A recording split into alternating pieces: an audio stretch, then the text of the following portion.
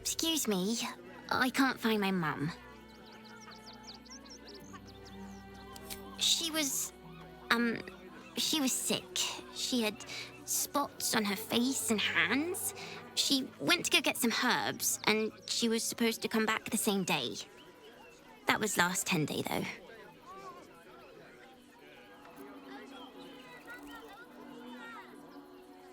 That's the first thing I did. Mum always said to look for a temple if I needed help. But they said they couldn't help me.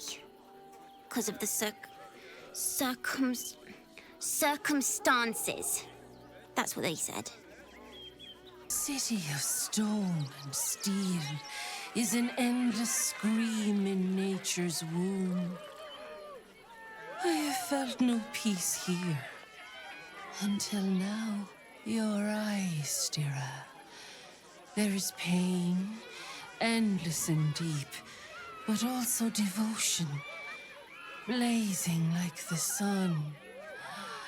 You're in love, are you not? You are wise to admit it. When it comes to love, vulnerability is armor. Truth, a sword, and trust, a shield. I pray you wield all three, Stira. Bring the one you love to me. I will look into your hearts and see if your love is eternal or doomed eternally.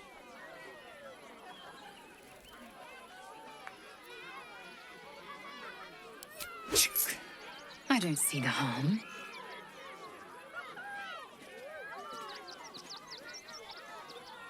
Close your eyes, little ones.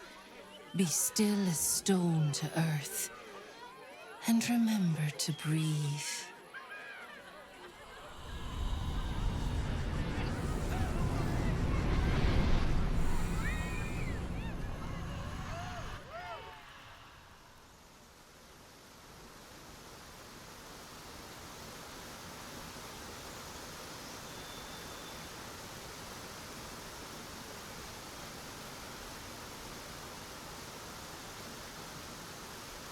I see you.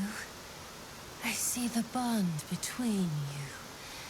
So tender, so fragile. But do you see it for yourselves? Lae'Zel, passion of the heart and blade wage war in her soul. Listen, think. What does she most desire?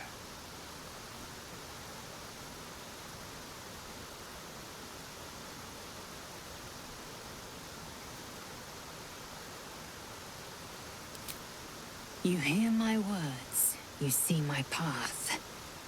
It is good to be known.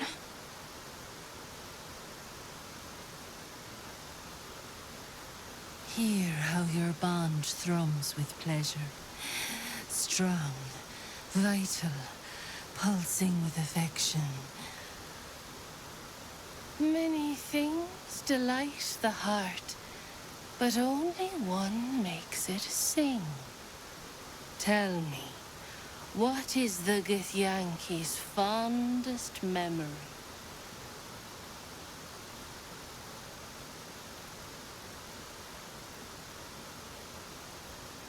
A small delight indeed.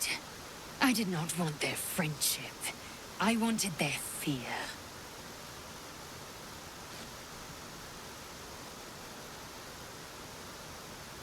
The sweetest loves dance lightly on the tongue, but now we must dig deeper, into the most painful reaches of the spirit. Life is brief, finite. When the warrior dies, what legacy will she leave behind?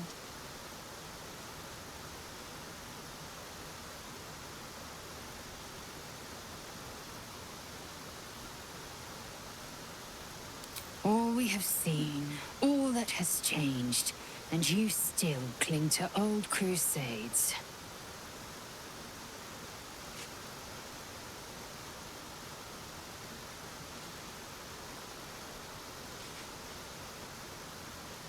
An illuminating exercise. You've listened, if not always with both ears in attendance.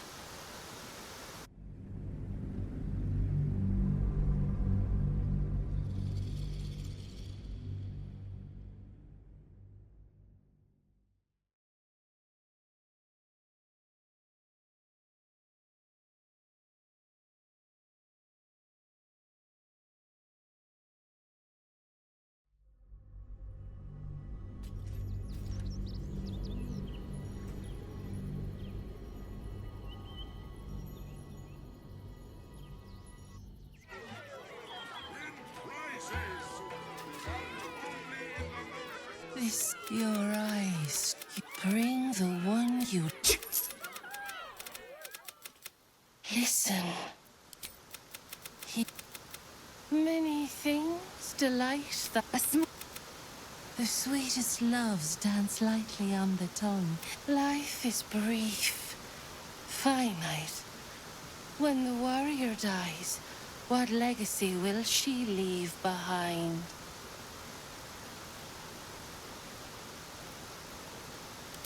I will carry the truth to my people, whatever it might mean. Only time will tell how I'm remembered.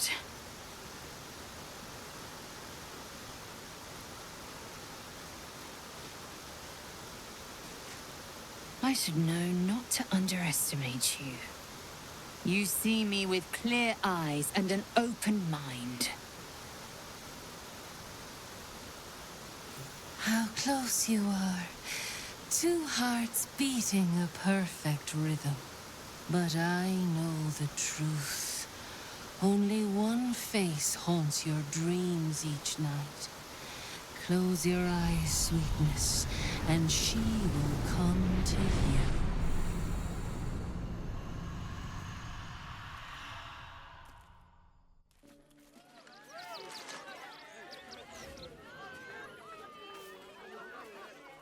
So, you're the lick-spittle who crushed the Bone Lord's thrall.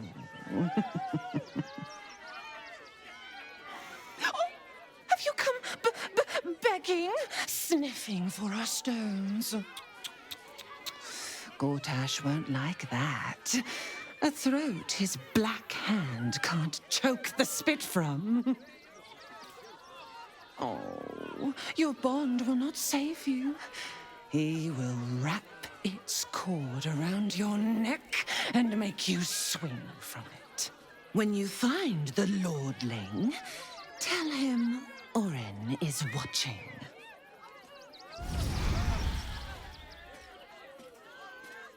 You must hear me, devil. I will do whatever it takes, give you anything you ask. There is only one thing in this world that I desire. You do not have it, and you never will. The Kithrak? What deal would he make with this devil? You must help me, Raphael, for the sake of my people. Hush now, Voss. These guests may not know it yet, but they want the same thing that you do. And unlike you, they have something of value to offer in return. Lae'Zel, Talak Magir. The devil holds the key to freeing the Gith people. Right here, right now. You could seal our fate. Whatever you discuss with this devil, I must hear of it. Find me below in the tap room, once you're loosed from his claws.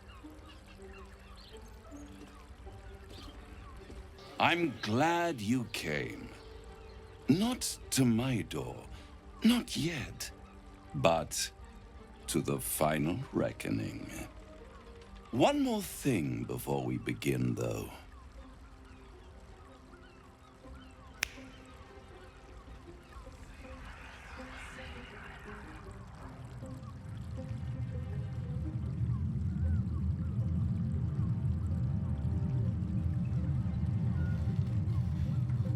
For the first time since the Nautiloid, your mind is clear.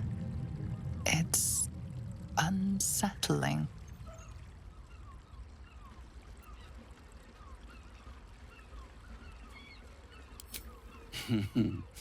Wouldn't that be exquisite? But no. I'm afraid the tadpole is still there. But I did shut out your other visitor for a while, so we can enjoy some privacy. The Illithid can't hear us.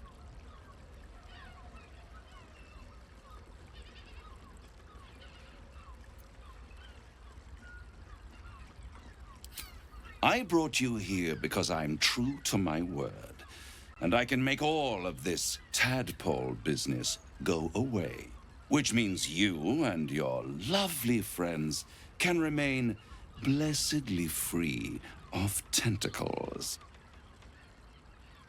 Let us speak plain. I'll admit, you've impressed me.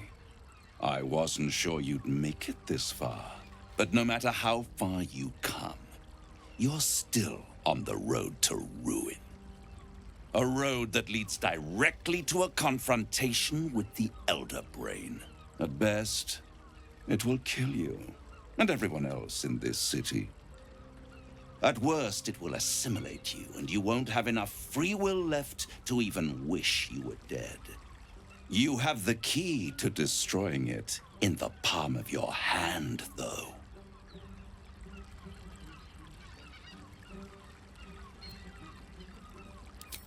Very perceptive. Yes. I can give you the means to break him free. Speak, devil. We're listening.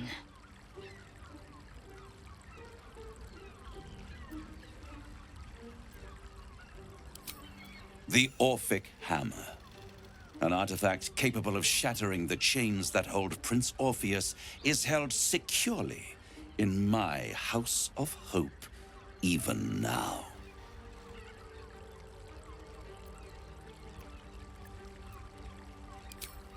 Isn't it just? And it's even more convenient that you can give me exactly what I want in return.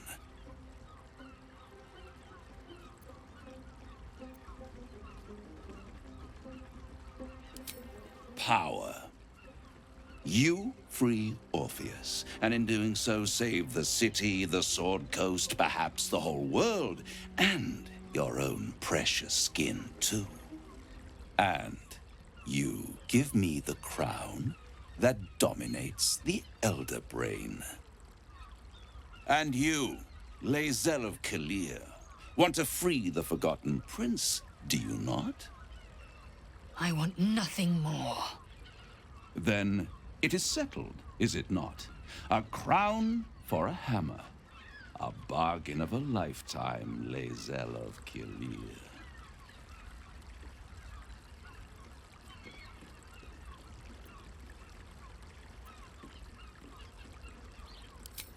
Power.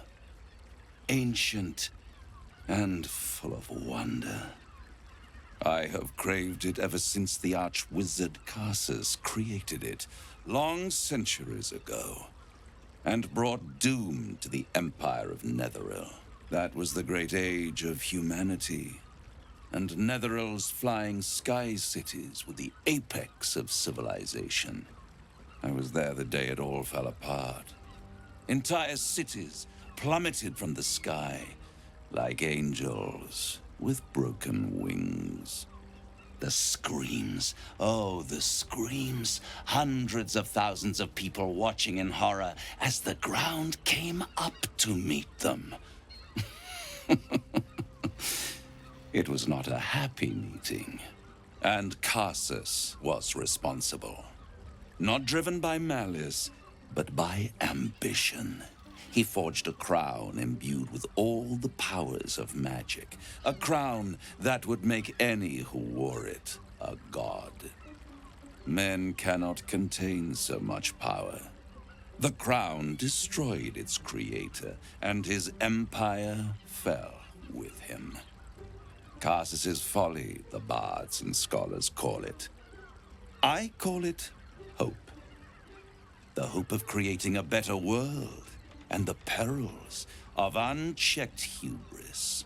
I knew then that the folly of mortals could be the triumph of devils, and that I could use that crown to unite the Nine under one Archdevil Supreme. Me.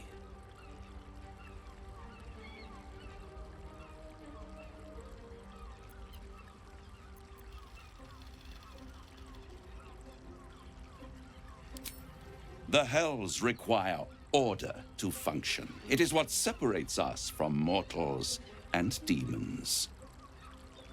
With the crown, I would impose perfect order, unity, efficiency, control. My kingdom would control its borders and stay within them.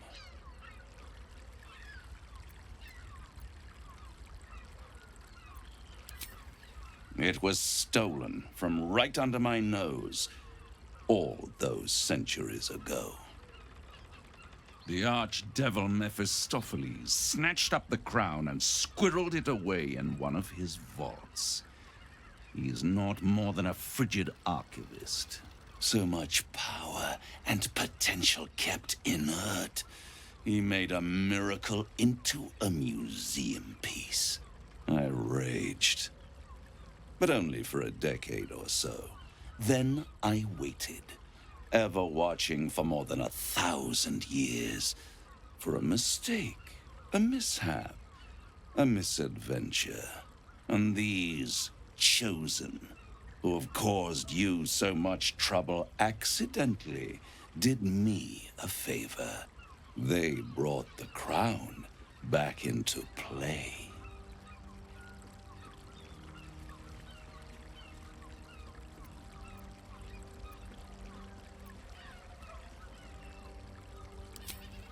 It is inevitable.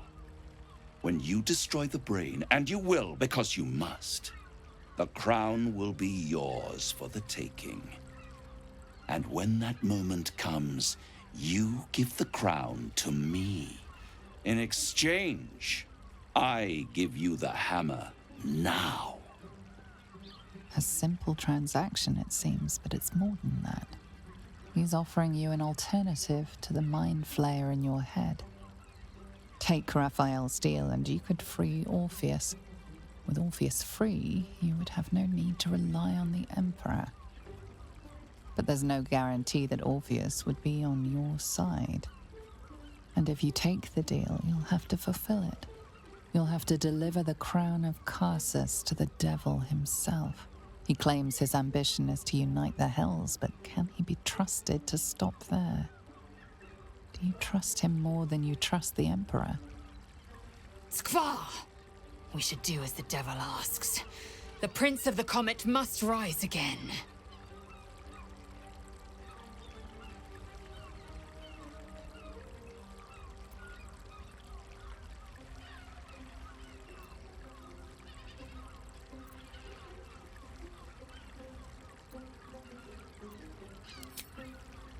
Right here. You'll find everything is in order.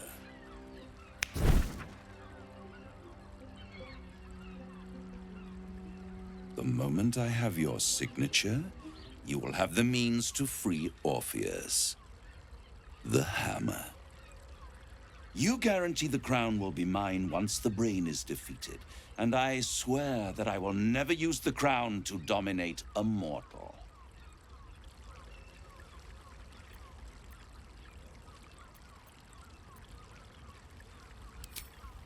I will come to collect.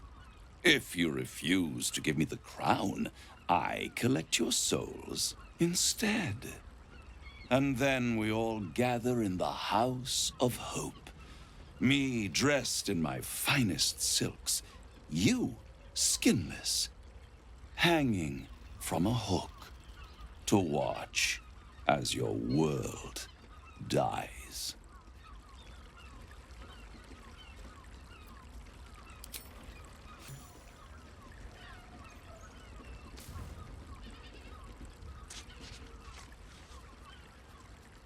Perfect. One more rhyme, for old time's sake. The master was slain within his own house. They dined on him both, the cat and the mouse. The hammer is yours. You will find yourself in Orpheus's presence before the end comes. When you do, shatter the chains that hold him. Be sure to keep the hammer safe until then. Your survival depends on it. And I'll keep your contract safe in my House of Hope. I'll be seeing you, and when I do, we dine. The ink has barely dried, yet you feel a growing disquiet at what exactly you just signed. Perhaps a diabolus can offer some comfort. Or a way out. For a devil's bargain is a hard one to break. There you are. I thought I'd lost you. Something was blocking me from hearing your thoughts.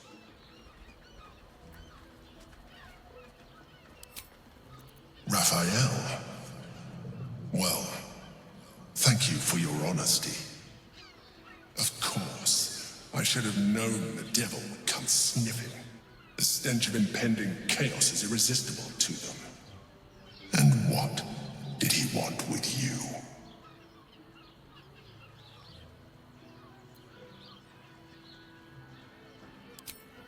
Giving a devil what he wants sounds like a brilliant idea. And what did he offer you in return for bringing it to him?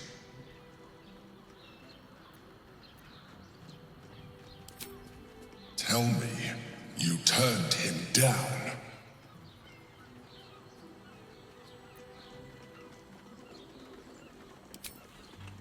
I was absent for 1 moment. If there is one thing you can be certain of, it's that the devil will come to collect. But that is your problem. I will not let you put our survival at risk. I have Orpheus well under control. Stay away from him. Now come. We have an Elder Brain to destroy. I'd sooner have imagined shattering a planet with my bare fist than taking a deal with a devil. But we shouldn't regret the bargain, not for 1 instant. Raphael can have his crown, if it means breaking Prince Orpheus free.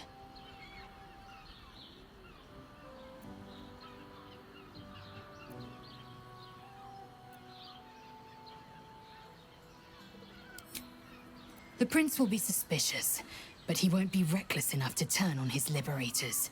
There'd be too little to gain from our deaths, and too much to lose. Now, to the Sharess's Caress taproom. We must tell Voss the news. Voss, friend to the Comet. Lae'Zel of Kalir, warrior of warriors. Tell me you took the devil's deal. Tell me you will free Gith's heir.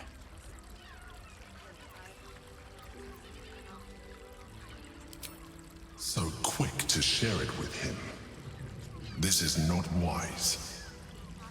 The Prince of the Comet is not dead. The Prince of the Comet will come again. The Prince of the Comet will liberate us from the Lich Queen's tyranny. Can it be? Will the mighty Prince Orpheus soon illuminate the astral plane? Gith's son will soon ride against Vlaakith, Voss, and I will follow him into battle. And you will wield the greatest gift Mother Gith ever granted her dauntless children. A silver sword. I will carry it for the honor of Gith, the great liberator, and her unforgotten son. Istik, now that you have the hammer, you must find a way to enter the astral prism. Once inside, smash Orpheus's bonds. His cry will shake the plains, and I will fly to your aid. The Prince of the Comet will sear the heavens again. Let the Lich Queen tremble. Think again. I will not permit your entry.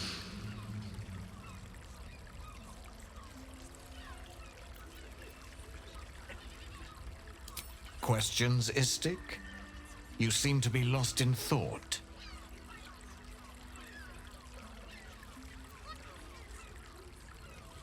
The Prince of the Comet aches for Githyanki liberation more than he abhors Geich. He might seethe when you free him. He might gnash his teeth and slander your name. But he will see reason. I promise you.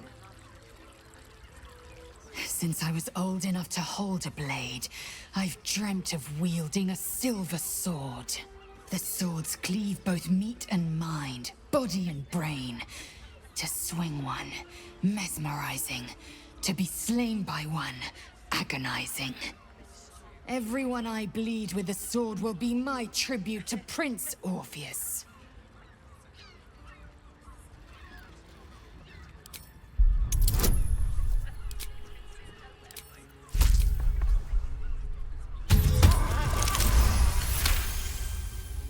You recall another fact about silver swords. The Githyanki forbid their use by all other peoples. Only Gith's children may wield swords of silver, unless a Githyanki grants the right in exceptional circumstance. The Illithid Grand Design nears. The true heir is shackled. These are exceptional circumstances. I grant my allies the right to my silver.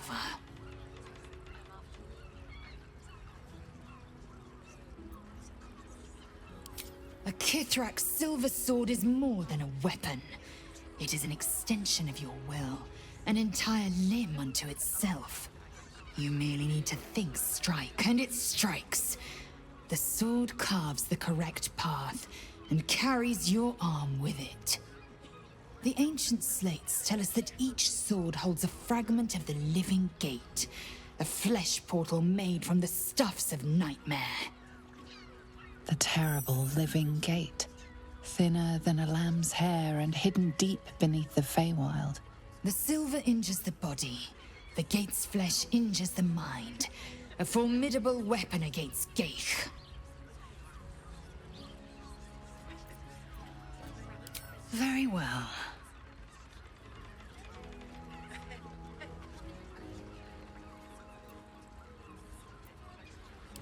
The air grows ever warmer, the hum of life within it louder. It may yet hatch, though not soon by my estimation. In its heat lives stimulation, and in its throbbing, exhilaration. An effigy of Githyanki future, incubated inside a fragile shell.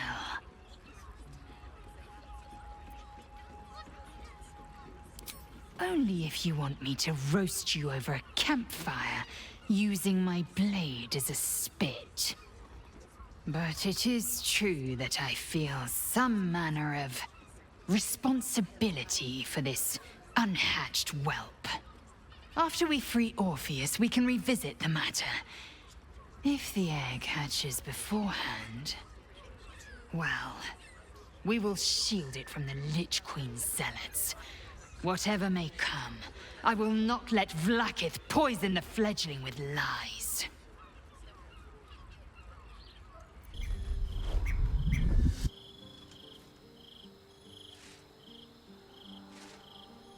Queen Vlaakith. Skra! You are Hasharlak, and still you speak my name. I've seen the captive Orpheus with my own eyes. Spoken to Gestil Kithrak Voss. You lied to us. Enslaved us. The betrayer Voss lies! I have only a moment, and you, Hasharlak, will listen. We are Githyanki. We move mountains. We snuff out stars. We shake the plains. The traitor Voss has lied to you. The heretic prince would shatter us in an instant. The great dominion shrunk to the head of a pin. Can this be true? Is the Githyanki prince really a threat to his own people? Or simply a challenge to Vlaakith's rule? Return to the astral prism. Slay Orpheus the Pretender. Serve me, and I will ascend you. You be no mere warrior, nor Kithrak. You will be Barta Vlaakith, Commander of Dragons, my only, my chosen. A final chance. Kneel before me. Make your promise. Lae'Zel's thoughts become yours. The sight of Orpheus looms over her mind. Voss's words echo within it. She means to forever turn her back on Vlaakith.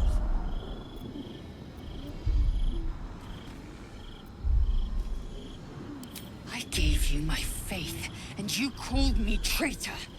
I gave you my life, and you ordered your knights to hunt me.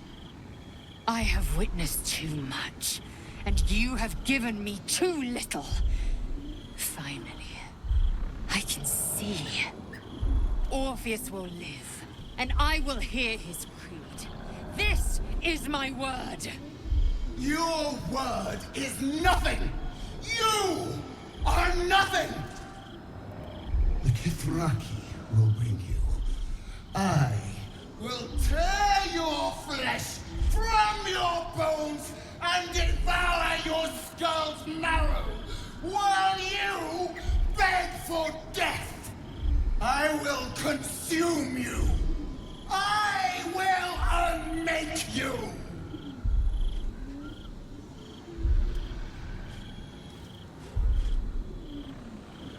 It is done. There is no going back. As long as the Undying Queen reigns, I am never to soar unbound over the astral sea, never to cross the one in the void. As it should be. Better a short life built on truth than immortality woven of lies. Better to unite the Githyanki under a prince who would free their minds and honor their bodies. So why do I feel so bitter?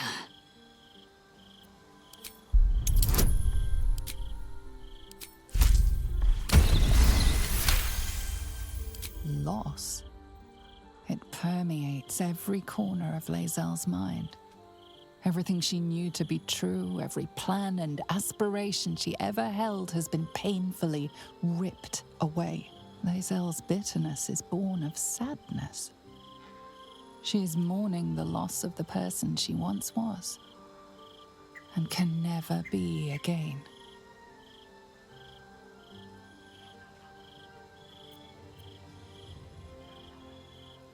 How well you've come to know me. But in truth, she didn't take everything. I have what I have gathered for myself. I'm more to a new regent, a new land, and new allies. I am known and honored by you, the source of my bruises. Vlaakith cannot unmake she who no longer exists. And so, from the old battle cries is birthed another. Shma Salar Orpheus, Marstilna Forgin in Yeri. Orpheus's will above all. May the comet blaze my path forward.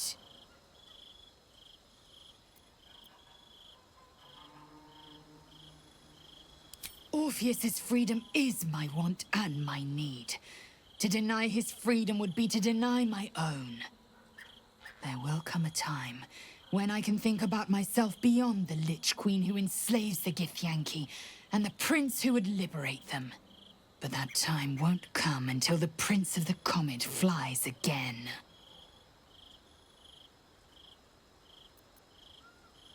We hammer Orpheus free from his chains at our first chance. Orpheus Tafki Nazin.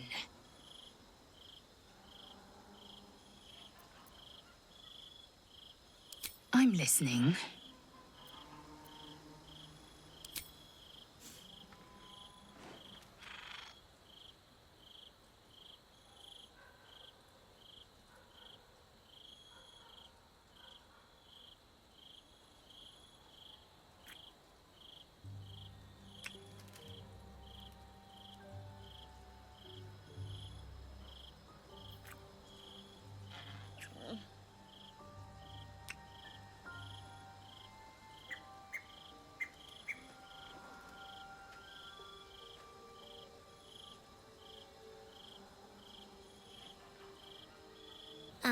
Hi.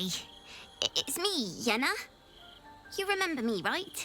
You were really nice to me before, and, my mum hasn't come back yet. She might come later. I don't think she's coming. Could we maybe stay here? Of course, girl. You can help me determine who it is doing all this snoring.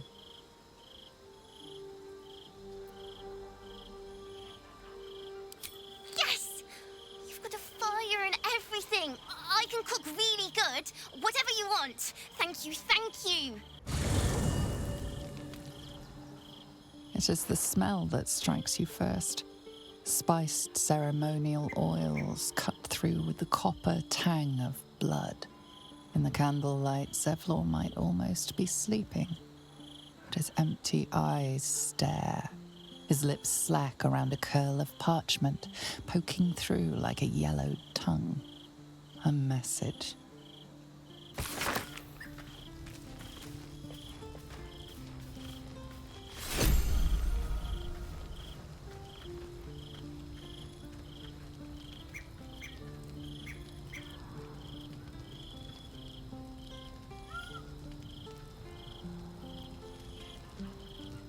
Jacques Vernache du. I thought I'd seen the whole of you. Mighty as Tiamat's dragons, monumental as the one in the void. But now, I see more in you still. You are iron and steel, yes, but you are also silk and satin. Soon, I would know you again. Not to claw you, but to caress you. Not to be burned in your heat, but to be bathed in your warmth.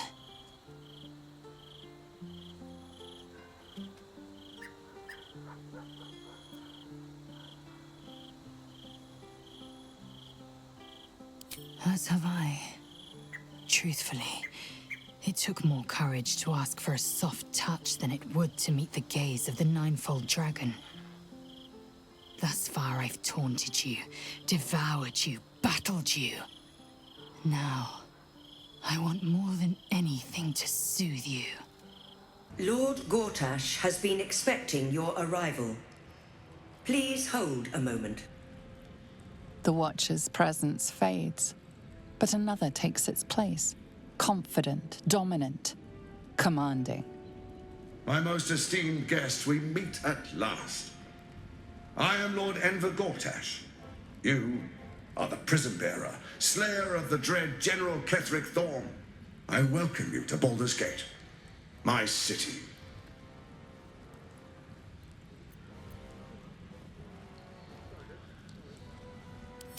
It already is. Granted, there are a few formalities to complete, but, well, why don't you come and see? Allow me to formally invite you to my inauguration. Make your way to the ceremonial hall. Stand down, villain. In the name of the Steel Watch, aggressive action will not be tolerated in the presence of the patriarchs of this proud city.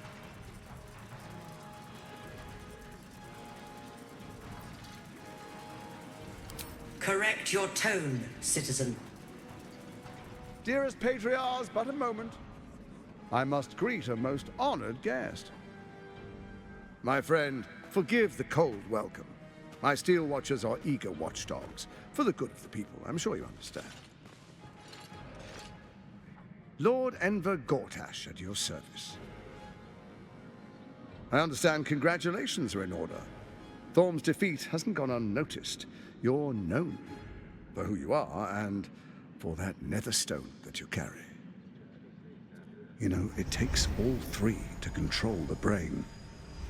Without Thorm's, it's become vexingly willful.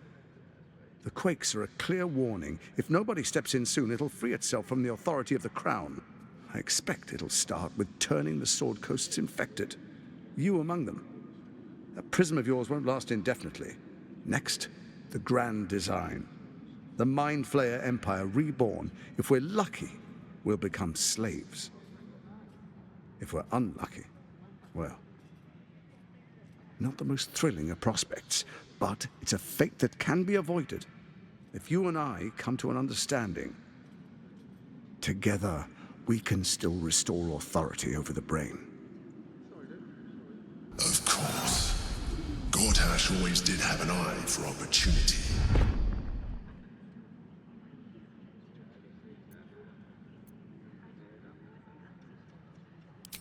The likes of you stand to benefit from the likes of me.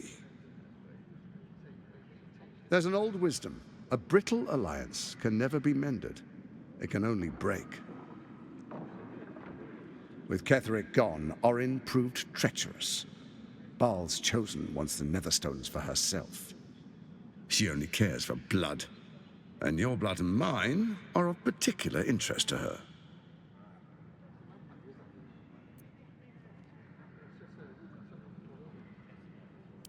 Her assassins hunt you even now. They are very efficient killers. Even someone with your talents should take heed. Orin changes shape faster than you and I change clothes. You know, she's tricked you before. She's targeted me as well. I'm well protected, but she's extremely good at what she does. If Orin obtains all 3 Netherstones, she'll plunge the coast into chaos and paint the city in blood. I can't let that happen. I want to lead this city to glory, not scorch its earth.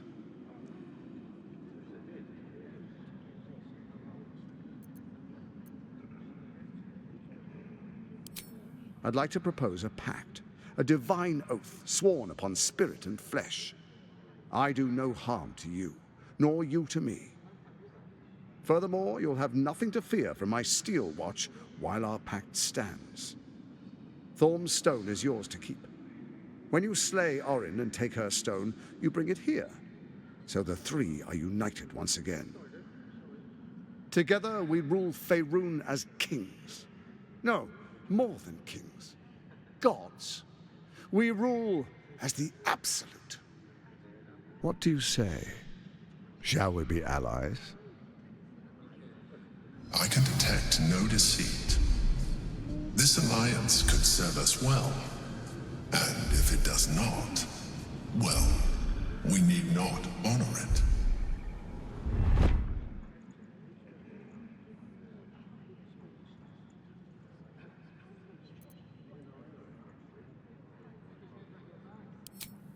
Perhaps a demonstration of why you need my help will motivate you to make the right decision. Your camp is compromised. One among you is an imposter, a faceless. Who, I can't say. I'd suggest a thorough investigation. You'll find I speak the truth. A doppelganger, hidden among us. Squaw! The faceless in your camp is like a knife at your throat. Remove it quickly, or any alliance between us would be exceedingly short-lived.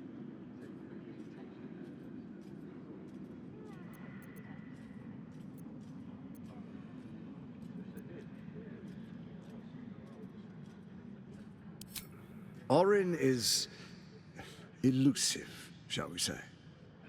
The grip of the steel watch may be tight, but sand still slips through its fingers. Now, some conflicts are best resolved quietly. The people are cattle, obedient until panicked. You carry the stone plucked from Merkel's chosen. Besides, I'm not ready to call you enemy. At least not yet.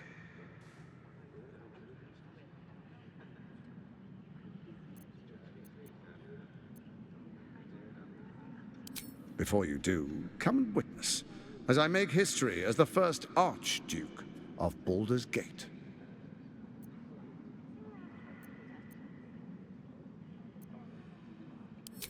You will follow me, and you will show due respect. Distinguished dukes, patriarchs, dearest Ravengard, I will heed your call. A new chapter begins.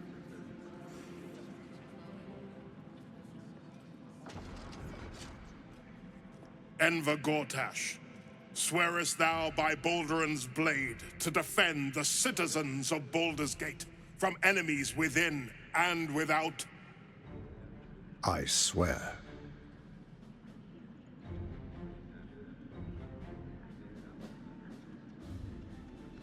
Swearest thou true faith and fealty to the same, by word, deed, and decree, so that none may suffer?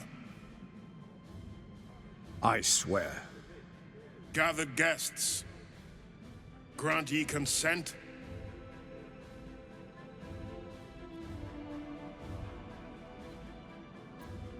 Enver Gortash, the council appoints you Archduke of Baldur's Gate.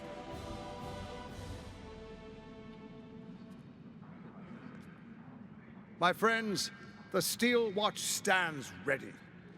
Let its blade fall on any who would diminish our city. And you, honored guest, will find me in my office above when you return. Do not come empty-handed.